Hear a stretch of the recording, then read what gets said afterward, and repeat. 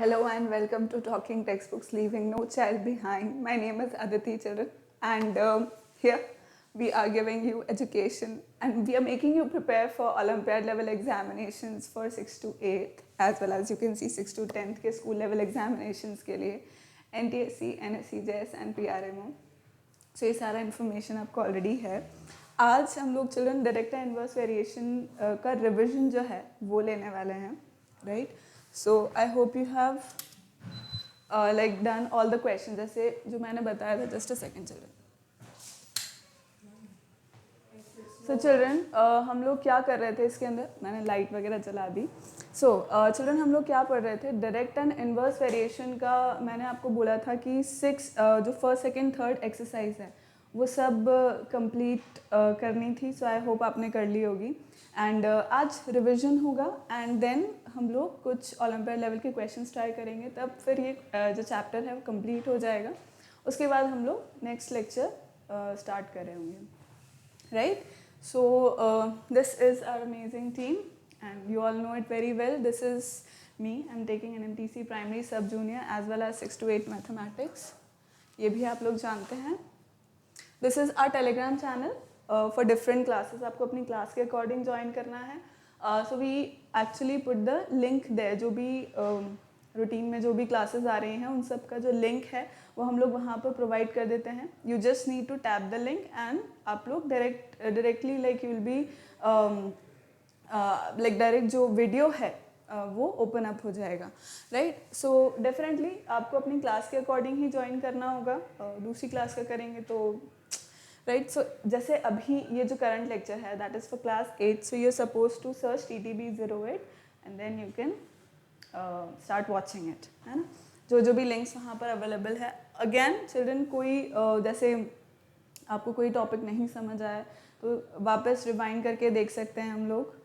कोई दिक्कत नहीं है. उसके अंदर पुराने लेक्चर्स अगर कुछ मिस आउट हो गया है या रिविजन करना है तो सारे लेक्चर्स प्लेलिस्ट बनी हुई है. You can anyways any time go through it.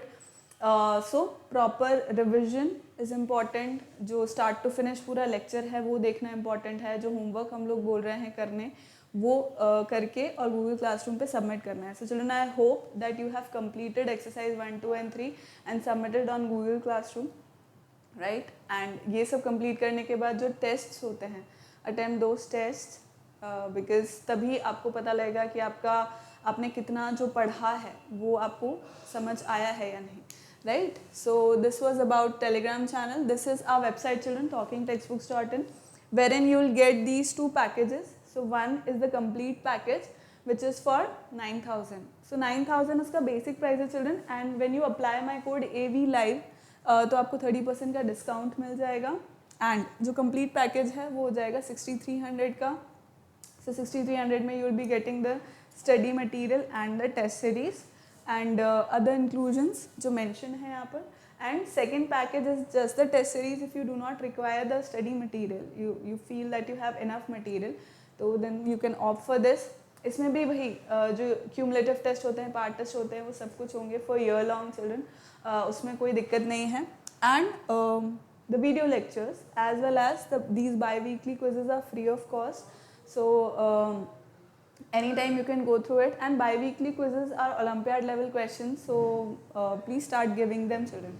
Other than this, कुछ भी आपको queries है, कुछ भी feedback देना है या कोई doubt है किसी भी तरह का, then you can call on this number which is 9549041111.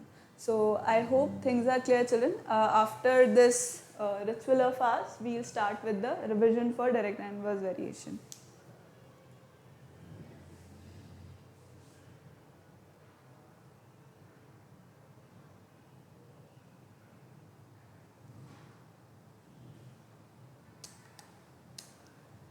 ठीक है?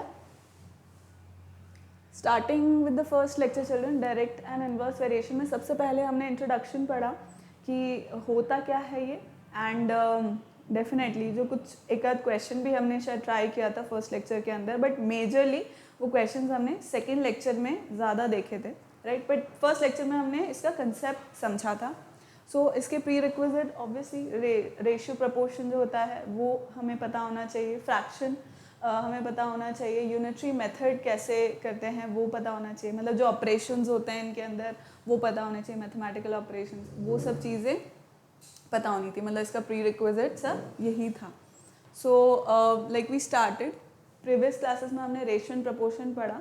सो सी, ratio is a concept of comparison by division of two numbers. If two ratios are equal then they are in proportion. In this chapter we study about this proportion itself. मतलब जो variation है उसी को ही हम लोग पढ़ रहे होंगे।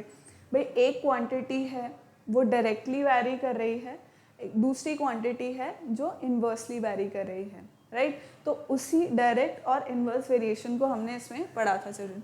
सो डायरेक्ट वेरिएशन में क्या था कि मान लो एक क्वांटिटी, मतलब दो क्वांटिटीज़ हैं वो दोनों आपस में इंटर रिलेटेड हैं फॉर श्योर, राइट? अब एक क्वांटिटी अगर बढ़ रही है, ठीक है, तो दूसरी क्वांटिटी का उस पर क्या इफेक्ट हो रहा है, वो भी इंक्रीज हो रही है। दूसरी एक क्वांटिटी अगर डिक्रीज हो रही है तो उससे जो रिलेटेड, उस पर डिपेंडेंट जो दूसरी क्वांटिटी है वो भी डिक्रीज हो जाएगी, right? So that was direct variation. See two quantities are said to vary directly if the increase or decrease in one quantity cause the increase or decrease in the other quantity, right? So one quantity increase हुआ, उसके like उसी से related जो दूसरी quantity वो भी increase, decrease और decrease। तो इसके अपन ने कुछ examples लिए थे children। See, अगर पेन्स हैं, कुछ पेन की कॉस्ट है, मान लो एक पेन की कॉस्ट है अगर 5 रुपये, तो 10 पेन की ज़्यादा हो जाएगी, राइट? अगर नंबर ऑफ बुक्स एक बैग के अंदर कम है तो वेट बैग का कम होगा, अगर बुक ज़्यादा हो गई तो वेट ज़्यादा हो जाएगा, राइट? इस तरह से हमने वो देखे थे कि अगर टाइम ट्रैवल कम है, मतलब टाइम टेकन कम है, राइट, तो स्पीड क्या है, इसका मतलब ज़्यादा हो रही है। भाई टाइम अगर कम लग रहा है किसी एक पर्टिकुलर डेस्टिनेशन पे पहुंचने का, इसका मतलब स्पीड क्या है, बहुत ज़्यादा है, राइट? तो इस तरह से, या जैसे ये तो इन्वर्स का हो गया, राइट? अब दूसरा, और जैसे ज़्यादा मोर क्लासेस तो मोर टीचर्स, ज़्यादा टीचर्स रहेंगे ज़्यादा क्लासेस को पढ़ाने के लिए। तो इस तरह के जो एग्जाम्पल्स थे वो सब क्या थे, डायरेक्ट वेरिएशन बता रहे थे, ठीक है? जो टाइम और स्पीड वाला था वो तो इन्वर्स का था, मतलब इन्वर्स वेरिएशन का था। बाकी ये सारे क्या है, ये सब डायरेक्ट वेरिएशन के थे, राइट? कि कैसे ये डायरेक्टली वैरी कर रहे हैं एक दूसरे से। देन फिर हमने समझा डायरेक्ट वेरिएशन को इस तरह से क्वेश्चन में करके देखा कि भाई जैसे x और y दो वैल्यूज़ ली हमने, x और y की, जैसे x बढ़ रहा है वैसे वैसे y बढ़ रहा है, राइट? तो अब अगर मुझे देखना है कि ये डायरेक्टली वैरी कर रहे हैं या नहीं, तो इसका क्या मीनिंग है चिल्ड्रन? अगर डायरेक्टली वैरी कर रहे हैं मतलब क्या हो रहा है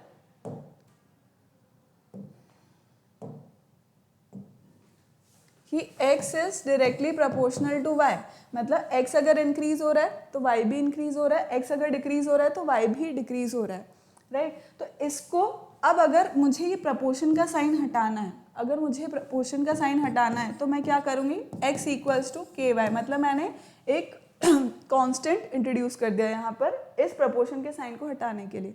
तो अब ये इक्वेशन मेरी क्या बन गई, x upon y equals to के।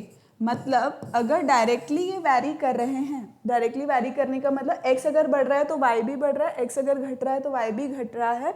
इसको मैंने कैसे डिनोट कर दिया, इस तरह से कि x अपॉन वाई, मतलब x डिवाइडेड बाय y अगर मैं करती हूँ तो मुझे क्या मिलना चाहिए, एक k कांस्टेंट, मतलब कांस्टेंट वैल्यू मिलनी चाहिए, पॉइंट ये है। और अगर मुझे कांस्टेंट वैल्यू मिल रही है हर एक उसके अंदर, तो इसका मतलब वो क्या है, डायरेक्टली वैरी कर रहा है, राइट? तो अब जैसे x अपॉन वाई मैंने करके देखा तो यहाँ पर मुझे 1/2 कॉमन वैल्यू मिल रही है हर जगह, राइट? मतलब एक ही वैल्यू मिल रही है, तो इसका मतलब x अपॉन वाई क्या है, कांस्टेंट है। तो इससे मैंने क्या समझा कि ये क्या है, डायरेक्टली वैरी कर रहा है। ये मैंने एक चीज़ इसके अंदर समझी। तो ये तो अपन ने एक एग्जाम्पल लिया था। बेसिक कंसेप्ट यही था कि डायरेक्टली वैरी कर रहा है तो x upon y is a constant value, है ना? तो उससे मुझे पता लग जाएगा। Next, inverse variation. अब इन्वर्स वेरिएशन मतलब क्या था, अगर एक क्वांटिटी बढ़ रही है तो दूसरी घट रही है, और अगर एक घट रही है तो दूसरी बढ़ रही है। ये हमने इन्वर्स वेरिएशन के अंदर देखा था। वही वो बोल रहे हैं कि two quantities are said to vary inversely if the decrease और if the increase or decrease in one quantity cause the decrease or increase in the other quantity. एक में एक अगर बढ़ रही है तो दूसरी, जैसे वो टाइम और स्पीड वाला जो मैं एग्जांपल ले रही थी, किसी एक डेस्टिनेशन पे पहुंचने के लिए अगर टाइम कम लग रहा है तो उसका स्पीड क्या होगा, ज़्यादा होगा। इस तरह के अपन ने एग्जाम्पल्स भी देखे थे यहाँ पर। सी, अगर कोई एक काम कंप्लीट करने के लिए मान लो एक वॉल कंस्ट्रक्ट करनी है, तो 10 वर्कमैन अगर कुछ काम कर रहे हैं 10 दिन में, तो 20 वर्कमैन क्या करेंगे, उसको ज़्यादा दिन में तो कंप्लीट नहीं करेंगे, उसको कम दिन में कंप्लीट कर देंगे, राइट, क्योंकि ज़्यादा लोग हैं तो काम जल्दी कंप्लीट हो जाएगा, राइट। तो ये एक एग्जाम्पल था। Speed is more, time taken is less. ज़्यादा अगर व्हीकल्स है, किसी भी रोड पर अगर व्हीकल ज़्यादा हो रहे हैं, राइट, तो स्पेस क्या हो रहा है, मतलब फ्री स्पेस कितना हो रहा है, कम हो रहा है, राइट। तो ये सब चीज़ें क्या है चिल्ड्रन, ये सब इन्वर्स वेरिएशन के अंदर आता है। अब इन्वर्स वेरिएशन को भी हमने समझा था कैसे, जैसे इन्वर्स वेरिएशन का मतलब क्या हुआ कि एक अगर बढ़ रहा है, राइट, डायरेक्ट इन्वर्सली प्रोपोर्शनल है। मतलब अगर मैं यहाँ पे लिखूँ, जैसे देखो, जैसे मैं लिख रही हूँ कि x is inversely proportional to y, right. तो इसका ये मतलब हुआ x is inversely proportional to y का मतलब ये हुआ कि x अगर बढ़ रहा है तो y क्या कर रहा है, घट रहा है। अगर x घट रहा है तो y बढ़ रहा है, इसलिए मैंने उसको अपॉन में लिखा है, राइट। तो अब वही सेम चीज़ है कि इस प्रोपोर्शनल के साइन को हटाने के लिए मैं क्या कर रही हूँ, एक कांस्टेंट को इंट्रोड्यूस कर रही हूँ। मतलब x is equals to k into 1/y, right, ये इस तरह से हो जाएगा। तो अब अगर मुझे इसको लिखना है तो मैं कैसे लिख दूंगी, इस y को मैं लेफ्ट साइड लेकर के जाऊंगी, तो ये क्या हो जाएगा, इक्वेशन फाइनल क्या हो जाएगी, एक्स वाई इक्वल्स टू के, एक्स वाई इक्वल्स टू क्या हो जाएगा, के हो जाएगा। तो इसी तरह से अपना एक्स वाई इक्वल्स टू के ये आया था, राइट, क्योंकि इन्वर्सली प्रोपोर्शनल है। इन्वर्स प्रोपोर्शन का मतलब आप समझ गए ना, 1/y अपन ने लिखा था, तो ये इन्वर्स प्रोपोर्शन हुआ। उस प्रोपोर्शन के साइन को हटाने के लिए हमने एक कांस्टेंट को इंट्रोड्यूस किया, और फिर when we multiplied x y equals to, तो फिर मुझे इक्वल्स टू के आ गया, राइट। तो अब इन्वर्स वेरिएशन अगर मुझे किसी उसमें चेक करना है, मुझे गिवन कुछ वो है प्रॉब्लम गिवन है, मुझे चेक करना है कि वो इन्वर्स वेरिएशन में है या नहीं, तो मैं क्या करूँगी, एक्स और वाई जो दो क्वांटिटीज़ हैं जो मुझे मिली है और मुझे जिनमें चेक करना है, डिपेंडेंट क्वांटिटीज़ है, उनको मैं मल्टीप्लाई कर दूंगी। अगर हर एक क्वांटिटी को मल्टीप्लाई करने पर मुझे एक कांस्टेंट वैल्यू मिल रही है, तो इसका मतलब वो क्या होगी, वो इन्वर्स वेरिएशन में होगी, वो इन्वर्स वेरिएशन शो कर रही होगी। एक इंक्रीज तो दूसरा डिक्रीज, एक डिक्रीज तो दूसरा इंक्रीज में, राइट। अब डायरेक्ट वेरिएशन अगर मुझे देखना है, तो मैंने क्या बताया था कि भाई डायरेक्ट वेरिएशन है तो सिंपल, मतलब अगर आपको दिमाग नहीं लगाना, दिमाग ला के नहीं करना, तो डायरेक्टली क्या करोगे, क्वांटिटी 1 लिख दी, क्वांटिटी 2 लिख दी, और फिर अपन क्या करेंगे, सिंपली क्रॉस मल्टीप्लाई कर देंगे अगर डायरेक्ट वेरिएशन है तो। अब इसमें से आपको 3 क्वांटिटीज दी होगी, एक नहीं दी होगी, तो निकाल ही लोगे, राइट। क्रॉस अगर इन्वर्स वेरिएशन है, इन्वर्स वेरिएशन में मतलब ये डायरेक्टली करने का तरीका, अगर बिना समझे सोचे समझे करना है तो ये इस तरह से आप डायरेक्ट कर सकते हो। तो डायरेक्ट क्या है, क्वांटिटी 1 और क्वांटिटी 2 है, इस तरह से लिख लिया और डायरेक्ट मल्टीप्लिकेशन कर लिया उसका, राइट। तो ये क्या था, ये डायरेक्ट मल्टीप्लिकेशन था, राइट। फिर अपन ने इसको लॉजिकल जिस तरह से करना है वैसे भी अपन ने किया था, तो मैंने डायरेक्ट बता दिया था कि अगर आप करना चाहो, बट कैसा दिमाग लगा के करते हैं वो भी अपन ने फिर क्वेश्चंस में ट्राई किया था, राइट, जब हम लेक्चर्स को पढ़ रहे थे। फिर अब यहाँ से हमने क्वेश्चंस करने स्टार्ट किए थे। So this was which of the following quantities vary directly with each other. So इसमें मुझे बस ये बताना था कि कौन कौन सी डायरेक्टली वैरी कर रही है, कौन सी नहीं कर रही है। Number of articles and there price, articles बढ़े तो प्राइस भी बढ़ा, आर्टिकल्स कम है तो प्राइस भी कम है। Weight of articles and there cost, वो भी सेम था, राइट। तो इस तरह से हमने डायरेक्ट और इनवर्स कौन कौन से थे ये देखे थे इसके अंदर। Next was lecture 2। अब लेक्चर 2 के अंदर चिल्ड्रन अपन ने मेजरली क्वेश्चंस ही किए थे, इसी सब को फाइंड आउट करने के लिए, मतलब डायरेक्ट है, इनवर्स है, उससे रिलेटेड क्वेश्चन कैसे करने हैं, इसी सब से मेजरली रिलेटेड अपन ने इस लेक्चर में किया था, राइट। अब इसका प्री रिक्विजिट वही था children, ratio proportion unitary method, ये तो आने ही चाहिए। बट इसके अलावा जो अपन ने लेक्चर 1 में जो कंसेप्ट पढ़ा, कि भाई डायरेक्ट वेरिएशन है तो क्या अपन करेंगे, इन्वर्स वेरिएशन है तो कैसे समझेंगे उसको, मतलब अगर डायरेक्ट वेरिएशन है तो x अपॉन वाई कॉन्स्टेंट आना चाहिए, और अगर इन्वर्स वेरिएशन है तो x मल्टीप्लाइड बाय वाई, मतलब दो क्वांटिटीज का मल्टीप्लिकेशन कांस्टेंट आना चाहिए, राइट। तो ये बेसिक अपने को पता होना चाहिए आगे इन क्वेश्चंस को सॉल्व करने के लिए, ठीक। और भाई डायरेक्ट वेरी कौन से करते हैं, इन्वर्सली वेरी कौन से सिचुएशंस करती हैं, ये भी हमको थोड़ा समझना होगा इसके अंदर, ठीक है। So we did this only question 1, जब वो पूछ रहा है कि भाई ये डायरेक्टली वैरी कर रहा है, इन्वर्सली वैरी कर रहा है, तो वी डिड दिस ओनली। भाई ये क्या पूछ रहा है, वैरी डायरेक्टली, डायरेक्टली के लिए तो मतलब मैं डिवाइड करती जाऊंगी, and we definitely found out k as constant, मतलब 2 था वो।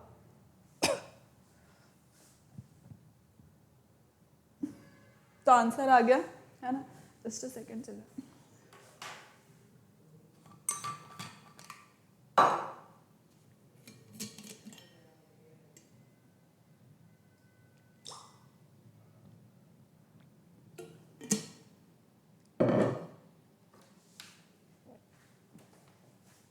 नेक्स्ट ये भी ऐसे ही था, इन्वर्सली वैरी कर रहा है, इन्वर्सली वैरी कर रहा है मतलब जो दो गिवन क्वांटिटीज है उन दोनों को मल्टीप्लाई कर दूंगी तो एक कांस्टेंट आना चाहिए, वही आ रहा था, तो मुझे आंसर मिल गया, राइट।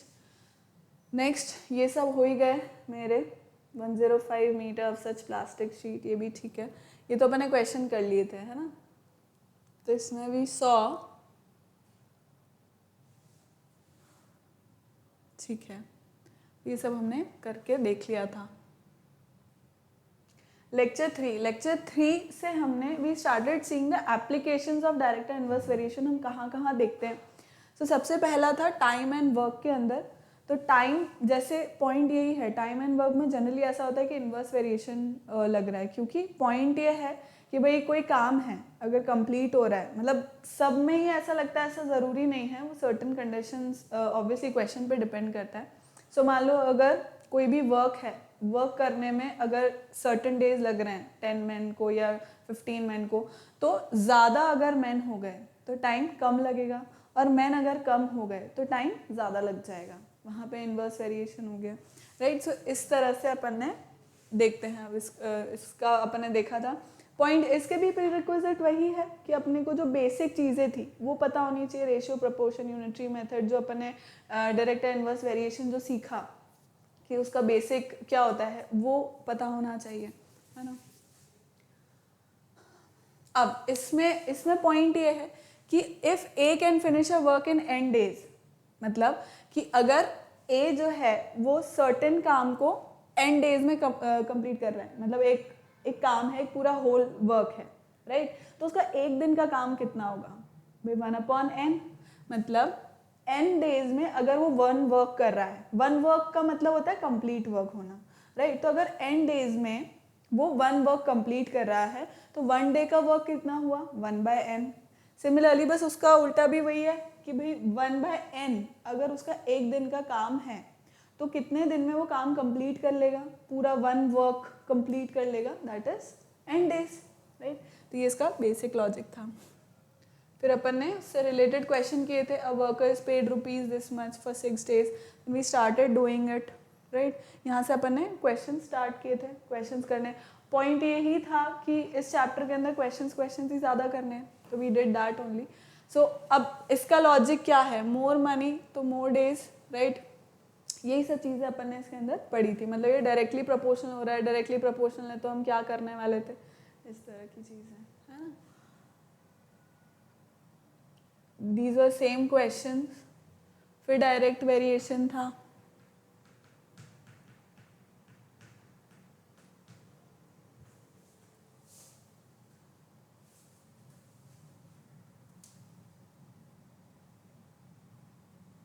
ये सब अपन ने क्वेश्चन, ये सब सेम क्वेश्चन थे, सेम लॉजिक था, इसलिए मैंने आपको बोला था कि एज इट इज़ है उनको प्रैक्टिस की तरह कर लेना, राइट। फिर हमने ये क्वेश्चन किए, ओके।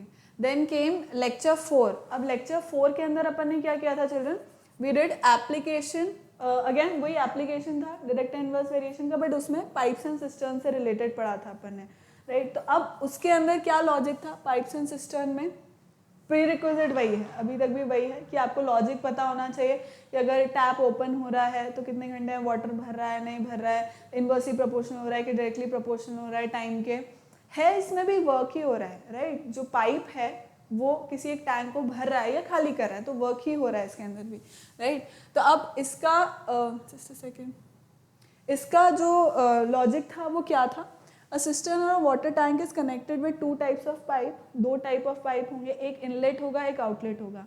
इनलेट से क्या हो रहा है, पानी अंदर आ रहा है, टैंक भर रहा है, वो सिस्टर्न भर रहा है, और आउटलेट से क्या हो रहा है, वो पानी खाली हो रहा है। काम दोनों में ही हो रहा है, वर्क डन दोनों में ही हो रहा है, इनलेट में भी आउटलेट में भी, ठीक। अब रूल नंबर 1 क्या बोल रहा है, suppose a pipe fill tank in n hours, तो लॉजिक वही है जैसा अपन टाइम एंड वर्क में अपन ने पढ़ा ना कि भाई एक वर्क को कंप्लीट करने में एन डेज लग रहे हैं, तो पाइप से वाटर भरने में डेज नहीं लगते, अपन आवर्स में उसको कैलकुलेट करते हैं, फिर आवर्स में हो जाता है वो वर्क डन जो होता है।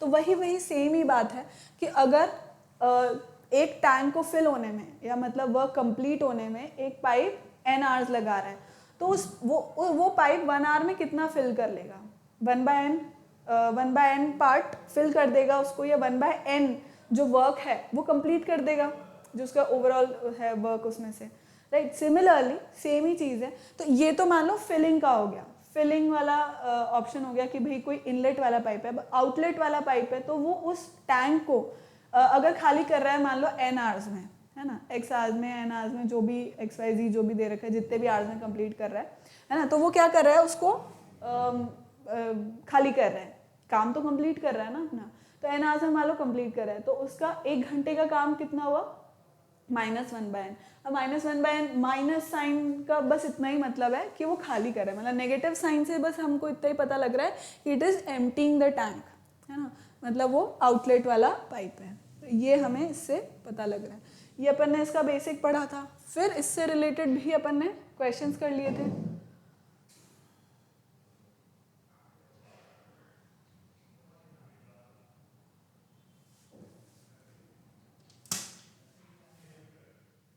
फिर था लेक्चर 5 जिसके अंदर अपन ने टाइम, स्पीड एंड डिस्टेंस पढ़ा था चिल्ड्रन।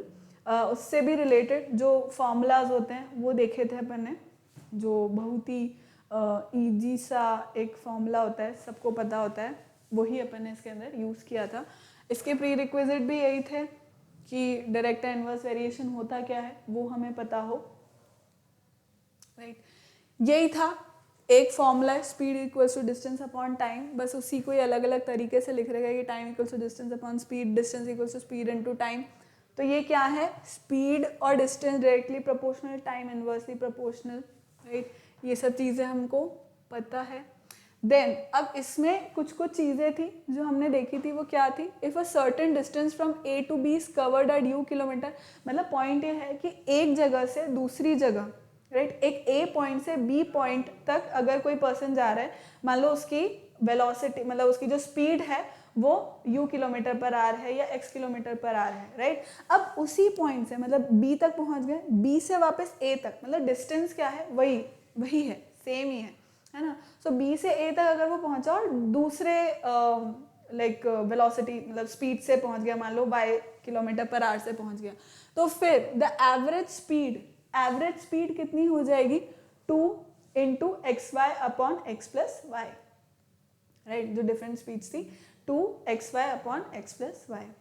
देन नेक्स्ट अपन ने क्या पढ़ा, if a body travels d1 d2 d3 d4, ऐसा ऐसा अलग अलग डिस्टेंसेस उसने कवर किए अलग अलग स्पीड से, भाई फर्स्ट 10 किलोमीटर्स उसने कुछ स्पीड से कवर किया, नेक्स्ट 10 किलोमीटर्स उसने दूसरी स्पीड से कवर किया, ऐसा करते करते तो अब जो एवरेज स्पीड होगी, एवरेज स्पीड क्या होगी चिल्ड्रन, एवरेज स्पीड कैसे कैलकुलेट होगी, total distance d1 plus d2 plus d3 plus d4 plus up till last dn upon जो टाइम टेकन है, टोटल टाइम टेकन मतलब t1 plus t2 plus t3 plus t4। अब वो time अपन कैसे निकाल रहे हैं, मान लो उसने दे ही नहीं रखा अपने को d1 d2 और स्पीड दे रखी है, तो डिस्टेंस कैसे टाइम कैसे निकालोगे, डिस्टेंस अपॉन स्पीड से, डिस्टेंस अपॉन स्पीड से, ठीक है। ये अपन ने देख लिया था इसके अंदर। फिर अपन ने इससे रिलेटेड कुछ क्वेश्चन कर लिए थे।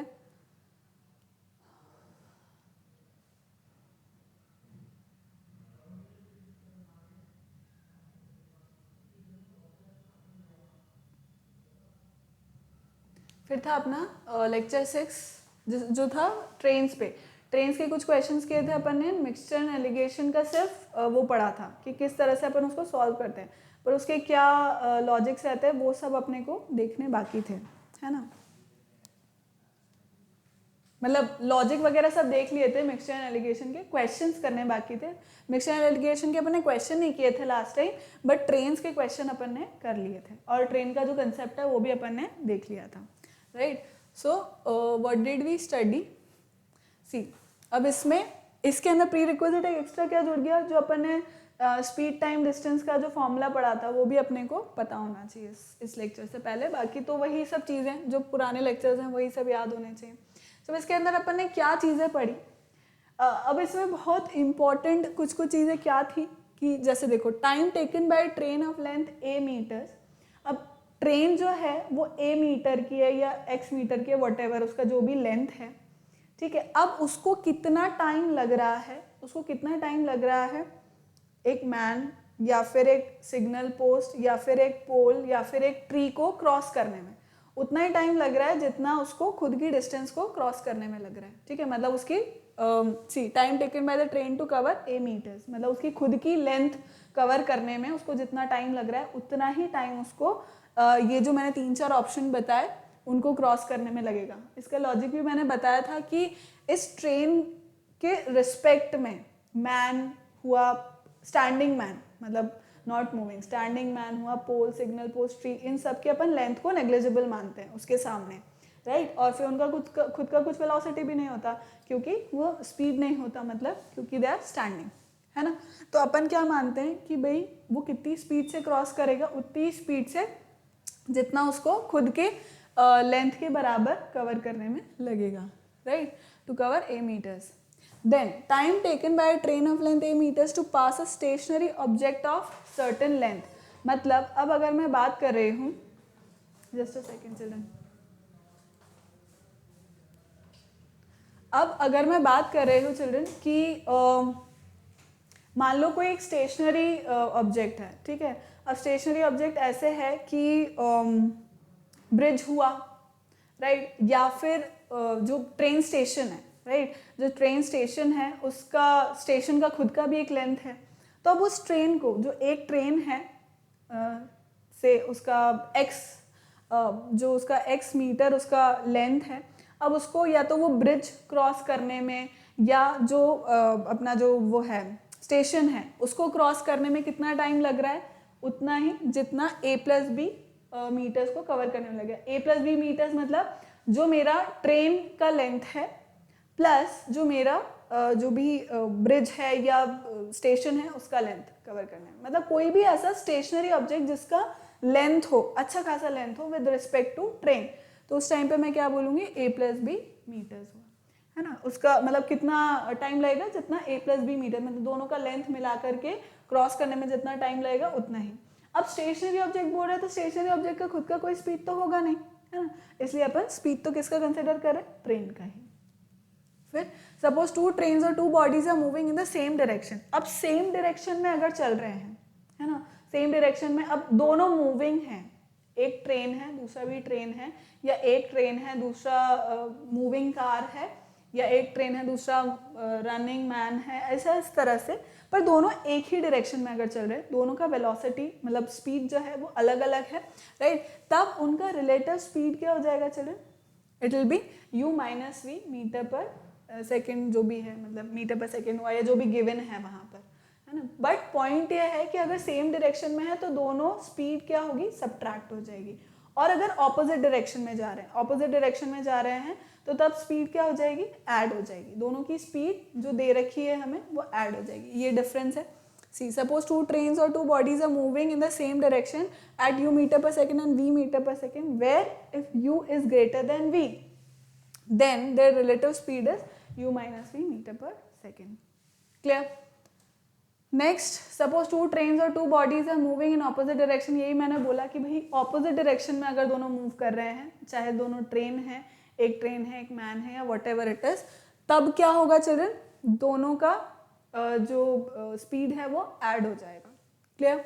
Next, If two trains of length a meters and b meters are moving in opposite directions at u and v meter per second, then time taken by the trains to cross each other. अब अभी तक तो अपन speed पढ़ रहे थे कि भाई relative speed क्या होगी, पर अब टाइम कितना होगा चिल्ड्रन? Time is what?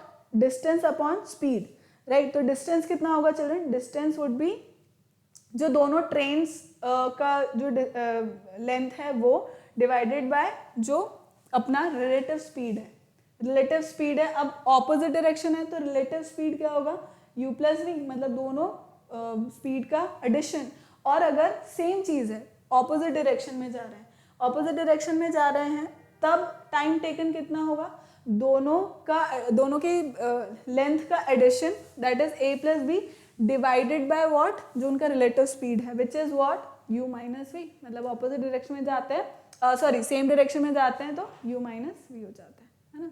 अगर समझ गए, अगर सेम डायरेक्शन में जा रहे हैं तो u प्लस वी होगा, सॉरी ऑपोजिट डायरेक्शन में जा रहे हैं तो u प्लस वी होगा, और अगर सेम डायरेक्शन में जा रहे हैं तो u माइनस वी होगा. Let me speak it again, मैं खुद ही कंफ्यूज हो गई. सी u प्लस वी कब होता है? जब they are moving in the opposite direction, और अगर सेम डायरेक्शन में मूव कर रहे हैं, सेम डायरेक्शन में मूव कर रहे हैं तो u माइनस वी हो जाएगा, राइट? तो ये अपन ने चीज़ें पढ़ी थी इसके अंदर, ठीक है?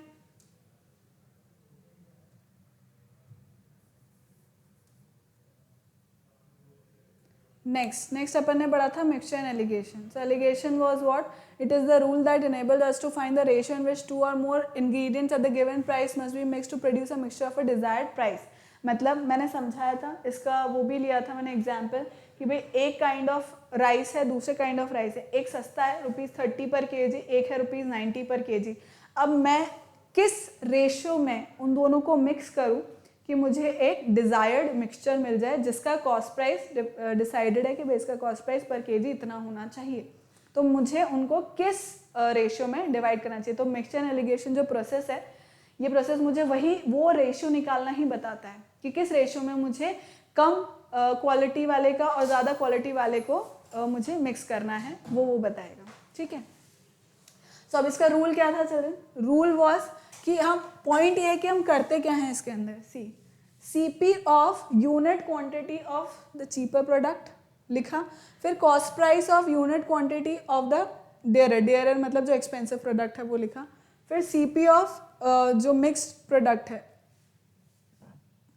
एक्सक्यूज मी, फिर हम लिखेंगे CP ऑफ या cost price of unit quantity of जो मेरा मिक्सचर है वो, यानी कि जिसको हम मीन प्राइस भी बोलते हैं. फिर मैं क्या करूँगी, अब जैसे क्योंकि ये एक्सपेंसिव है, ये ज़्यादा बड़ा है, दिस माइनस मीन प्राइस, मेरा एक वो निकल गया एक साइड का रेशियो का एक पार्ट, मतलब एंटीसीडेंट, राइट? और फिर मैं क्या करूँगी, मीन प्राइस माइनस दिस, एक में इसमें से माइनस होगा, right? This will be the subtrahend in one case and this will be the subtrahend in the second case. तो ये मेरा कॉन्सिक्वेंट दे देगा मुझको, राइट? एंटीसीडेंट और कॉन्सिक्वेंट रेशियो मिल गया मुझे. ये प्रोसीजर था मिक्सचर एंड एलिगेशन का, ये अपन ने पढ़ा था. इसके क्वेश्चन अपन ने नहीं किए थे, बिल्कुल डेफिनेट सी बात है, वो अपन अभी कर लेंगे, है ना? फिर अपन ने क्वेश्चन स्टार्ट कर दिए थे, ट्रेन के क्वेश्चन किए थे अपन ने, है ना? तो वही काम करते हैं अपन, मिक्सचर एंड एलिगेशन के 1-2 क्वेश्चन कर लेते हैं आज. टाइम तो है ही सही, उस दिन अपन ने देखा नहीं था, आज देख लेते हैं, ठीक है? Let me give you a question.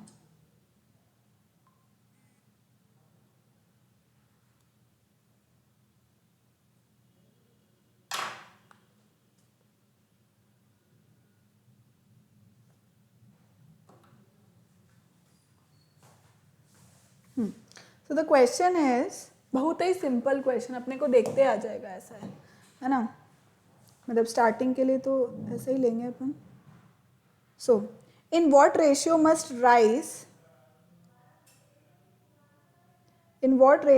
Rice at rupees, in what ratio must rice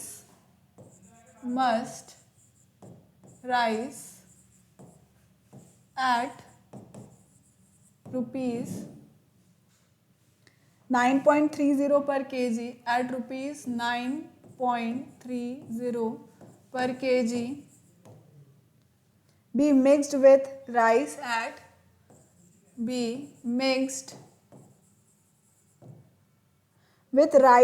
rupees, be mixed with rice at rupees 10 per 80 per kg, 10 per 80 नहीं 10.80 per kg, so that the mixture with rice at this, so that the mixture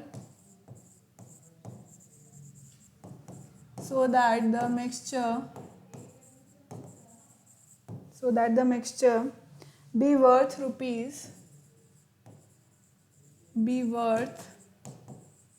rupees 10 per kg.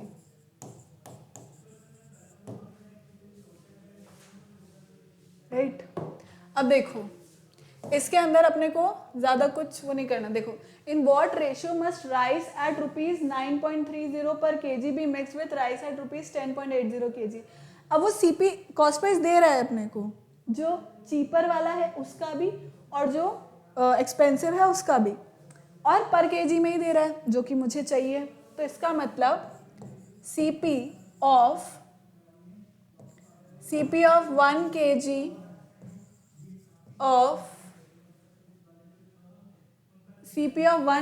of cheaper rice, CP of 1 kg of cheaper rice कितना है children? That is 9.30. ठीक है. And CP of 1 kg of expensive rice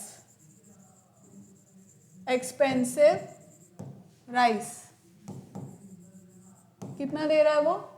10.80. और mean price कितना है? जो mixture है children उसका प्राइस कितना है? मिक्सचर का है रुपीज 10 पर केजी. मतलब मीन प्राइस मुझको कितनी दे रखी है? ऑलरेडी दे रखी है 10 पर केजी. राइट. बस अब सिंपल अपन जो प्रोसीजर करते हैं वही कर लेंगे और क्या. अब देखो यहाँ सबसे पहले क्या होगा, जो मेरा एंटीसीडेंट निकलेगा वो कैसे निकलेगा? कौन सा बड़ा है? बड़ा कौन सा है इसमें से? 10.80 या 10? ऑब्वियसली 10.80. तो मैं क्या करूँगी? 10.80 माइनस 10, तो ये मुझको मिल गया 0.80. राइट. अब यहाँ पे बड़ा कौन सा है? 10. मीन प्राइस बड़ा है तो 10 माइनस 9.30 जो चीपर प्राइस है वो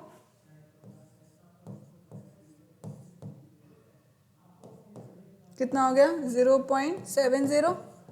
बस अब मैं इसको क्या कर दूंगी? 0.70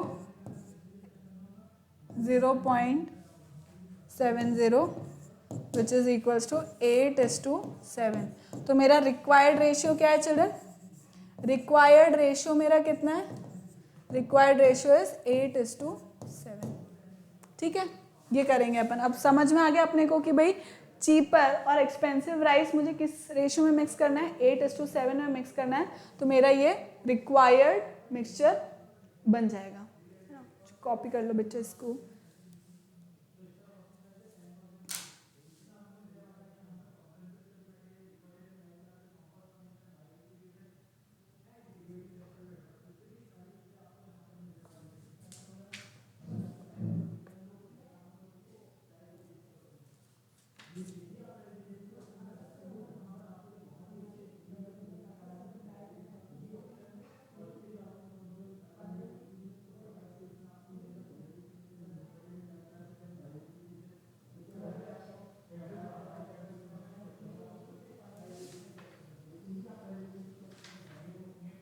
नेक्स्ट करें children.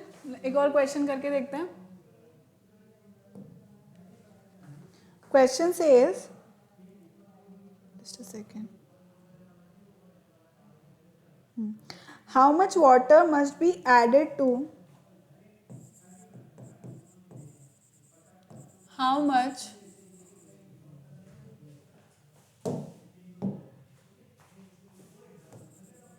Much water must be added to must be added to 60 liters of milk 60 liters of milk at 1/2 liters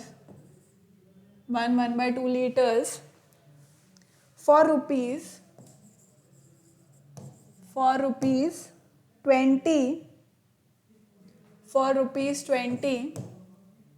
so as to have a mixture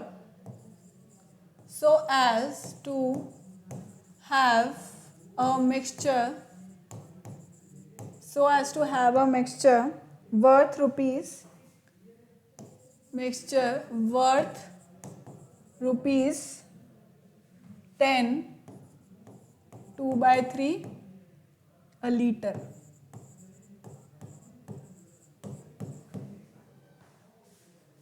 ठीक है, अब इसको करते हैं अपन. देखो, how much water must be added to 60 litres of milk, मतलब 60 litre of milk में मुझे कितना वाटर ऐड करना होगा एट 1/2 लीटर्स फॉर ₹20. मतलब वो मुझको रेट बता रहा है कि 1.5 लीटर की प्राइस कितनी है, 20 रुपये है. ठीक है, मतलब वो मुझे रेट बता रहा है. मिल्क का कितना रेट है चिल्ड्रन, मिल्क का है 1/2 litres for ₹20. So as to have, और मिक्सचर भी मुझे बता रहा है कि कितना होना चाहिए प्राइस मिक्सचर का, 10 2/3 अ लीटर. मतलब वो भी उसने मुझे दे रखा है, जो मीन प्राइस है बेसिकली वो दे रखी है. सो अब समझो कि सीपी ऑफ, क्योंकि मुझे यूनिट लीटर से मतलब है भाई, यूनिट लीटर का ही अपन देख रहे हैं ना, और मुझे रेट किसकी दे रखी है 1/2 लीटर्स की. तो मैं क्या करूँगी, 1 लीटर की प्राइस निकालूंगी इससे. तो सीपी ऑफ 1 लीटर मिल्क कितना होगा, सीपी ऑफ 1 लीटर मिल्क कितना होगा चिल्ड्रन, 3/2 लीटर्स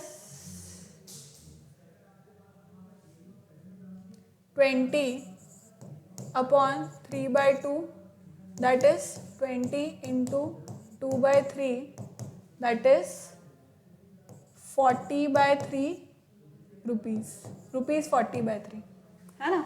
सो 1 लीटर का कितना होगा, जो यूनिटरी मेथड अपन लगाते हैं वही लगाएंगे. तो 1 लीटर का प्राइस कितना निकलेगा, सीपी कितना निकलेगा अपना 40/3. ठीक है, अब सीपी ऑफ 1 लीटर मिल्क मुझे पता लग गया, CP of 1 litre of water. ठीक है, और उनका मुझे मिक्सचर निकालना है. मिक्सचर का जो प्राइस है वो उसने ऑलरेडी दे रखा है, राइट. तो अब देखो, CP of 1 litre water and CP of 1 litre milk, right. तो सीपी ऑफ 1 लीटर वाटर तो क्या होगा, 0 होगा भाई, पानी का पैसा थोड़ा ना लग रहा है. अब दूध वाला अगर पानी मिक्स कर रहा है तो कहीं पे भी नल खोल करके मिक्स कर लेगा भाई, पानी का पैसा थोड़ा ना लग रहा है. पानी का पैसा उसके लिए, जो मिल्क मैन है जो भी मिक्स कर रहा है उसके लिए 0 है, राइट. कोई भी रात चलते टैप से कर लेगा. तो इसलिए अपन CP of water, cost price of water अपन हमेशा 0 लेते हैं ऐसे मिक्सचर एलिगेशन में चले. ठीक है, अनटिल अनलेस की मेंशन ही हो तब तक अपन उसको 0 लेते हैं. और सीपी ऑफ 1 लीटर मिल्क अपन ने निकाल लिया, कितना है 40/3 है ना.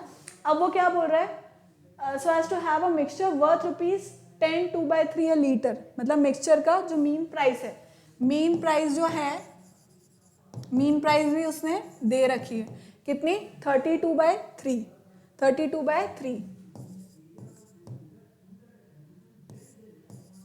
ठीक, बस अब अपन सिंपली जो रेशियो है वो निकाल लेंगे सेम लॉजिक से. तो कितना हो जाएगा 40/3 minus 32/3 which is equal to 8/3. And ये कितना हो जाएगा 32/3 माइनस 0 कितना हो जाएगा, 32/3 ही रहेगा। तो ये मेरा रिक्वायर्ड रेशियो निकला। अब रिक्वायर्ड रेशियो कितना हो गया मेरा, कहाँ करूँ, यहीं कर दूँ, चलो। तो रिक्वायर्ड रेशियो कितना हो गया चिल्ड्रन,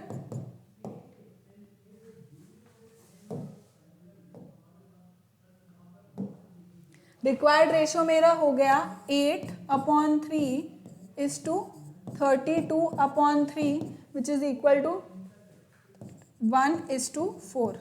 मतलब मुझे 1:4 में इस मिल्क को इस मिक्सचर को लाना पड़ेगा। मतलब 1 part of water and 4 part of milk मुझको यूज़ करना पड़ेगा किसी भी मिक्सचर, इस मिक्सचर को बनाने के लिए जो मुझे गिवन प्राइस है उस पर, है ना।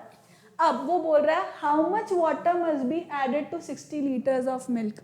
तो द अमाउंट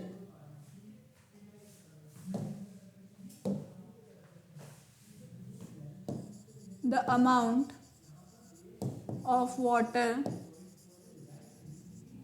required